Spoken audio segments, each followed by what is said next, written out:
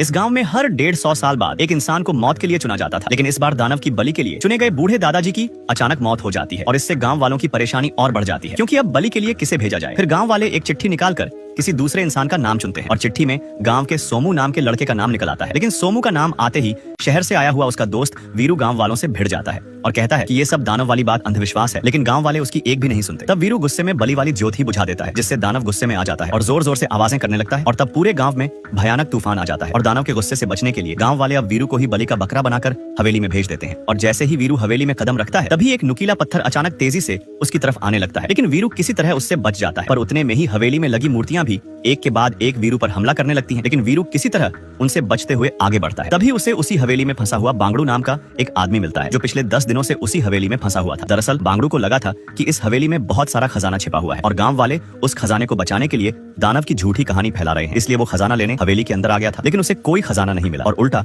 वह खुद इस हवेली में फंस गया था और तभी वहां अचानक वो भयानक दानव आ जाता है और दोनों पर हमला कर देता है। लेकिन वीरू और बांगड़ू उस दानव से अपनी जान बचाते हुए एक गुफा में पहुंच जाते हैं, जहां उन्हें एक इंसान का कंकाल दिखाई देता है। उसे देखकर दोनों डर जाते हैं, लेकिन तभी उन्हें वहां दीवार पर कुछ लिखा हुआ नजर आता है, जिसमें दानव को खत्म करने का तरीका लिखा था। दरअसल कई साल पहले एक राजा ने दानव को मारने के लिए 2 चमत्कारी जादुई खंजर बनवाए थे और राजा उन दोनों खंजरों को लेकर अपनी सेना के साथ दानव पर हमला करने पहुंच जाता है, जहां राजा ने एक खंजर दानव के शरीर में घोप दिया था। लेकिन दूसरा खंजर घोपने से पहले ही दानव बहुत गुस्से में आ गया और उसने राजा समेत पूरी सेना को खत्म कर दिया था। लेकिन एक सैनिक किसी तरह अपनी जान बचाकर इस गुफा में पहुंच गया था और उसने ही दीवार पर दानव को मारने का पूरा रहस्य लिखा था और दूसरा खंजर घोपने से ही उस दानव की मौत हो सकती थी। लेकिन वीरू और बांगड़ू यह सब पढ़ ही रहे थे कि तभी अचानक उनके पीछे वही भयानक दानव आ जाता है। और अब क्या वीरू और बांगड़ू उस दानव को खत्म कर पाएंगे और आखिर दूसरा खंजर हवेली में कहां छिपा है, ये जानने के लिए कमेंट में